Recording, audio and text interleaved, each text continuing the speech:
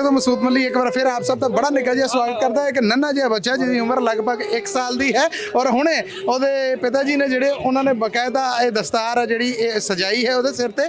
ਜੀ ਸਤਿ ਸ਼੍ਰੀ ਅਕਾਲ ਜੀ। ਸਤਿ ਸ਼੍ਰੀ ਅਕਾਲ ਵਾਹਿਗੁਰੂ ਜੀ। ਨਾਂ ਦੱਸਿਆ ਜੀ ਆਪਣਾ।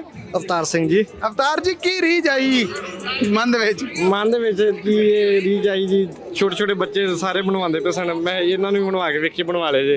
ਮੈਂ 1 ਸਾਲ ਦਾ ਬੱਚਾ ਜਦੋਂ ਉਹਨੇ ਵਕਤ ਪਾਇਆ ਰੀਝ ਪੂਰੀ ਕਰ ਲਈ, ਤੁਸੀਂ ਕੀ ਮਹਿਸੂਸ ਕਰ ਰਹੇ ਜੀ ਇਸ ਵੇਲੇ? ਬਹੁਤ ਵਧੀਆ ਜੀ, ਗੁਰੂ ਘਰ ਆਏ ਸਾਂ ਜੀ। ਹਾਂਜੀ ਬਾਬੇ ਦੀ ਕਿਰਪਾ, ਬਾਬਾ ਦੀਪ ਸਿੰਘ ਦੀ ਕਿਰਪਾ ਹੋਈ ਜੀ। ਜੀ ਇਹ ਤੁਸੀਂ ਦੇਖ ਰਹੇ ਜੀ ਕਿ ਛੋਟਾ ਜਿਹਾ ਬੱਚਾ ਦਸਤਾਰ ਤੋਂ ਬਾਅਦ ਰੂਪ ਸਰੂਪ ਜਿਹੜਾ ਉਹ ਮੈਂ ਸਮਝਦਾ ਕਿ ਕੁਝ ਹੋਰ ਆ ਜਿਹੜਾ ਉਹ ਵੱਧ ਗਿਆ ਹੈ। ਸੋ ਜਿੱਥੇ ਰੀਝ ਪੂਰੀ ਹੋਈ ਹੈ ਉੱਥੇ ਹੀ ਅਸੀਂ ਦੇਖ ਰਹੇ ਹਾਂ ਕਿ ਧਾਰਮਿਕ ਤੌਰ ਤੇ ਕਿੱਦਾਂ ਸੰਗਤਾਂ ਨੇ ਜਿਹੜੀਆਂ ਉਹ ਨਾਲ ਜੁੜੀਆਂ ਹੈ ਔਰ ਇੱਕ ਨੂੰ ਦੇਖਣ ਤੋਂ ਬਾਅਦ ਦੂਸਰੇ ਦਾ ਜਜ਼ਬਾ ਹੈ ਜਿਹੜਾ ਉਹ ਕਿਸ ਤਰ੍ਹਾਂ ਵੱਧ ਰਿਹਾ ਹੈ। ਇੱਕ ਪਲੇਜ਼ੈਂਟ ਵੈਦਰ ਦੇ ਵਿੱਚ ਪੰਜਾਬੀ ਰੇਡੀਓ ਯੂਐਸਏ ਇਸ ਵੇਲੇ ਗੁਰਦੁਆਰਾ ਬੇਕਰਸਫੀਲਡ ਤੋਂ ਆਪ ਸਭ ਨੂੰ ਜੀ ਆਇਆਂ ਨੂੰ ਕਹਿੰਦਾ ਹੈ ਔਰ ਇਸ ਸਮਾਗਮ ਦਾ ਅਖੰਡ ਹਾਲ ਹੈ ਜਿਹੜਾ ਇਹ ਆਪ ਸਭ ਤੱਕ ਇਸੇ ਤਰ੍ਹਾਂ ਪਹੁੰਚਦਾ ਕਰਦਾ ਰਹੇਗਾ।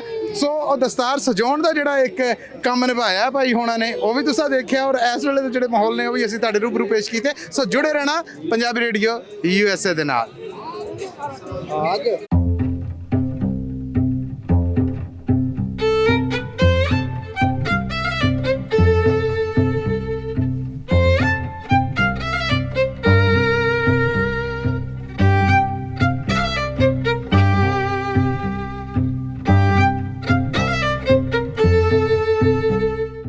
यूएसए तो मसूद मली एक बार फिर आप सब का बड़ा निका जिहा स्वागत करता है। एक नन्हा जिहा बच्चा जिसकी उम्र लगभग 1 साल की है और हुणे ਉਹਦੇ पिता जी ने ਜਿਹੜੇ ਉਹਨਾਂ ਨੇ ਬਕਾਇਦਾ ਇਹ ਦਸਤਾਰ ਆ ਜਿਹੜੀ ਇਹ ਸਜਾਈ ਹੈ ਉਹਦੇ ਸਿਰ ਤੇ। ਜੀ ਸਤਿ ਸ਼੍ਰੀ ਅਕਾਲ ਜੀ। ਸਤਿ ਸ਼੍ਰੀ ਅਕਾਲ ਵਾਹਿਗੁਰੂ ਜੀ। ਨਾਂ ਦੱਸਿਆ ਜੀ ਆਪਣਾ। ਅਵਤਾਰ ਸਿੰਘ ਜੀ। ਅਵਤਾਰ ਜੀ ਕੀ ਰੀਝ ਆਈ ਮਨ ਦੇ ਵਿੱਚ? ਮਨ ਦੇ ਵਿੱਚ ਕੀ ਇਹ ਰੀਝ ਆਈ ਜੀ, ਛੋਟੇ ਛੋਟੇ ਬੱਚੇ ਸਾਰੇ ਬਣਵਾਉਂਦੇ ਪਏ ਸਨ, ਮੈਂ ਇਹਨਾਂ ਨੂੰ ਵੀ ਬਣਵਾ ਕੇ ਵੇਖੀ ਬਣਵਾ ਲਏ ਜੀ। ਮੈਂ 1 ਸਾਲ ਦਾ ਬੱਚਾ ਜਦੋਂ ਉਹਨੇ ਵਕਤ ਪਾਇਆ ਰੀਝ ਪੂਰੀ ਕਰ ਲਈ, ਤੁਸੀਂ ਕੀ ਮਹਿਸੂਸ ਕਰ ਰਹੇ ਜੀ ਇਸ ਵੇਲੇ? ਬਹੁਤ ਵਧੀਆ ਜੀ, ਗੁਰੂ ਘਰ ਆਏ ਸਾਂ ਜੀ। ਹਾਂਜੀ ਬਾਬੇ ਦੀ ਕਿਰਪਾ, ਬਾਬਾ ਦੀਪ ਸਿੰਘ ਦੀ ਕਿਰਪਾ ਹੋਈ ਜੀ।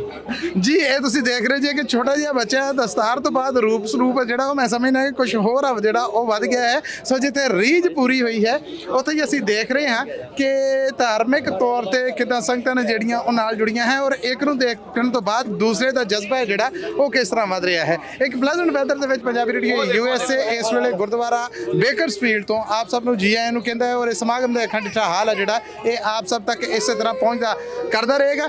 ਸੋ ਉਹ ਦਸਤਾਰ ਸਜਾਉਣ ਦਾ ਜਿਹੜਾ ਇੱਕ ਕੰਮ ਨਿਭਾਇਆ ਭਾਈ ਹੋਣਾ ਨੇ ਉਹ ਵੀ ਤੁਸੀਂ ਦੇਖਿਆ ਔਰ ਇਸ ਵੇਲੇ ਦੇ ਜਿਹੜੇ ਮਾਹੌਲ ਨੇ ਉਹ ਵੀ ਅਸੀਂ ਤੁਹਾਡੇ ਰੂਬਰੂ ਪੇਸ਼ ਕੀਤੇ। ਸੋ ਜੁੜੇ ਰਹਿਣਾ ਪੰਜਾਬੀ ਰੇਡੀਓ ਯੂਐਸਏ ਦੇ ਨਾਲ।